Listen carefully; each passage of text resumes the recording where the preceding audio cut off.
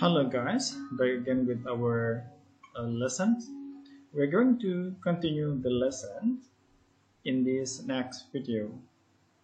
If you have questions, you may pause the post and then repeat the video.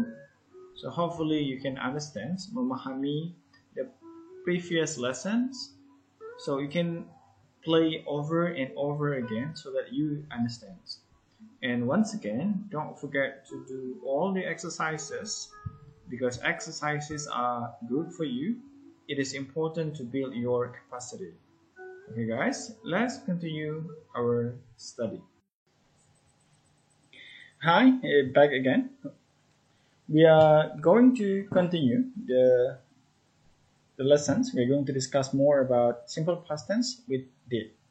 So, sebagaimana yang kita lihat sebelumnya, bagaimana cara menggunakan simple past tense menggunakan did. Now, kita akan melanjutkan penggunaan simple past tense, positive, negative, and interrogative dalam kalimat. Nah, one student joined this class a few days ago. Satu siswa joined this class a few days ago. Kejadiannya adalah few days ago, beberapa hari yang lalu, maka dia sudah lewat, sudah terjadi. Oleh karena itu menggunakan bentuk past, bentuk lampau, past tense. Maka verb to. Nah, di sini bentuk negatifnya kita nggak bisa menggunakan one student didn't join. Karena agak aneh dalam makna bahasa Indonesia sendiri.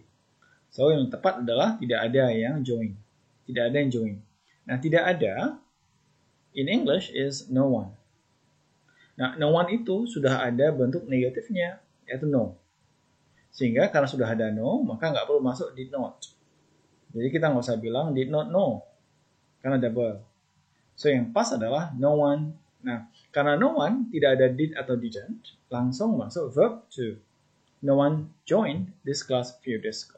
Sebenarnya secara arti dia itu bentuk negatif, tapi dari segi tenses, dari segi bentuknya kalimat, dia sebenarnya sama dengan yang di atas. Dia menggunakan verb to, past tense dalam bentuk positif. Namun maknanya adalah bentuk negatif karena tidak ada artinya. So that's for this one. Berikutnya adalah apakah ada yang join? So the question is, did anyone join this class a few days ago?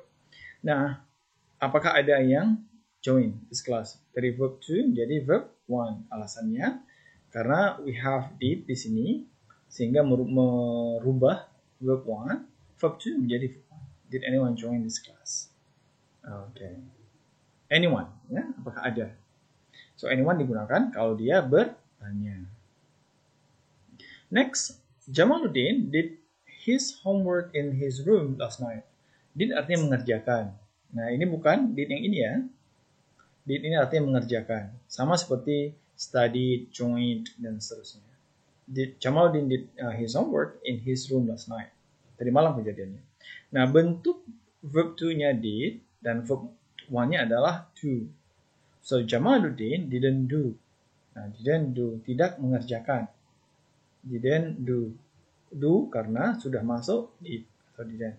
Sehingga Jamaluddin didn't do his homework in his room last night. Kejadiannya tadi malam.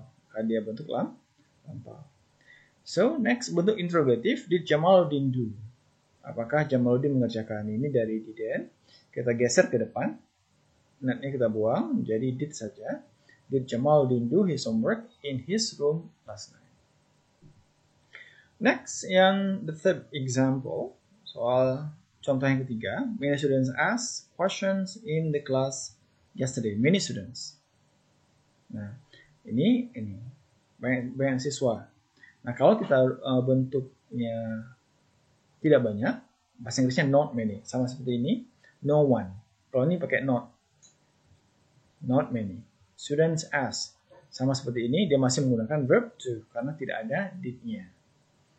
Not many students ask questions in the class yesterday.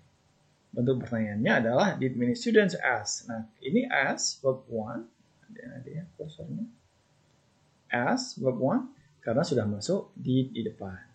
Apakah banyak siswa yang bertanya?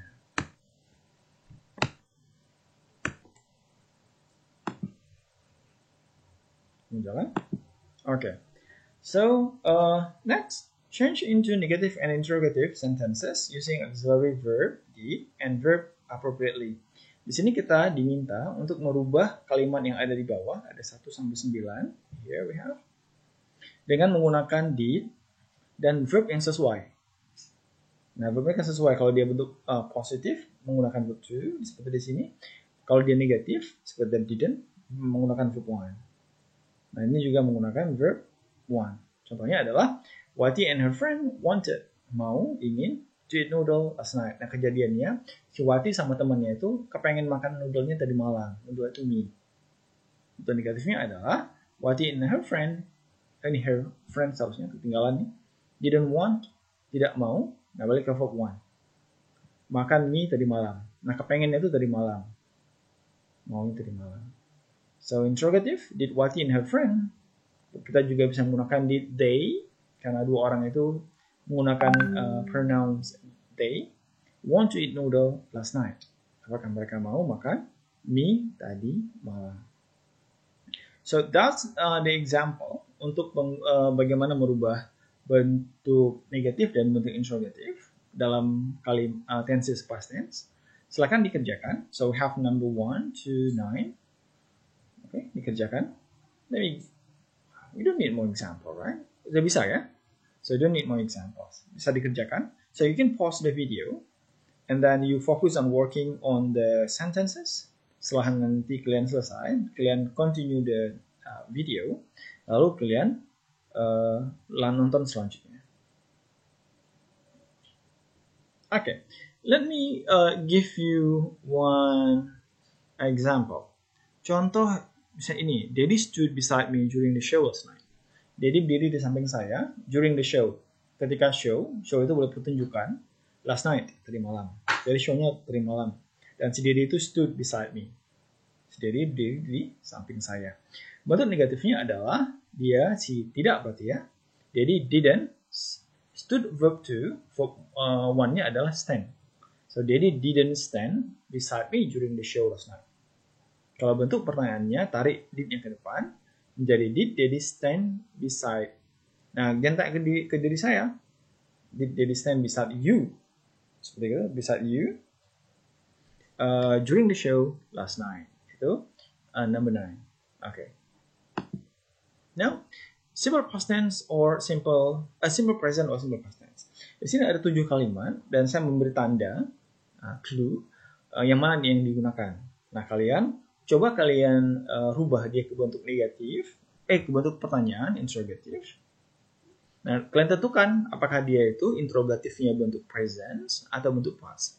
Seperti di sini ada always tadi, maka present ya, itu cirinya. Kalian buat pertanyaan dalam bentuk present seperti nomor 1, dan nanti kalian lanjutkan sampai nomor 7. So, simple present or simple past. Salah satunya, tidak perlu dua-dua. Nanti dilihat kalau bentuknya bentuk past, seperti contoh last night, seperti di sini, tadi malam. Kan kejadian tadi malam, maka dia menggunakan bentuk past, pakai did.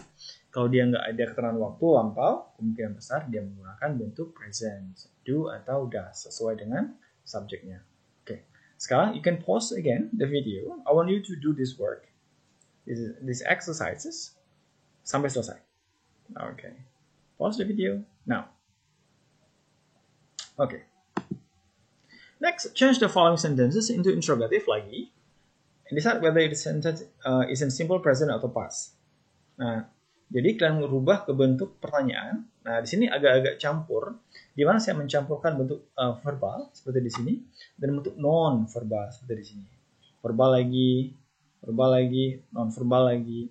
Nah, is about the same, bentuknya sama sih sebenarnya dengan slide yang sebelumnya, slide nomor 16. Perbedaannya adalah di slide yang ini, slide yang 17, saya mencampurkan antara bentuk verbal dan bentuk nominal.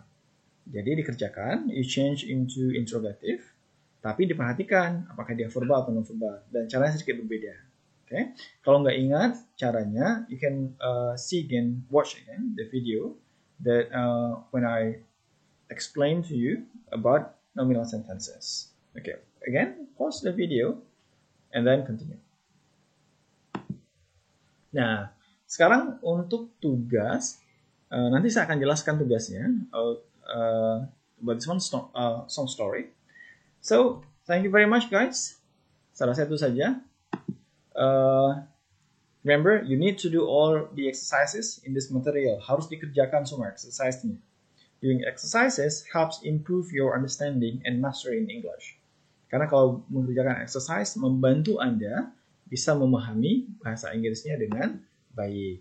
So, guys, good luck. See you again. Assalamualaikum warahmatullahi wabarakatuh.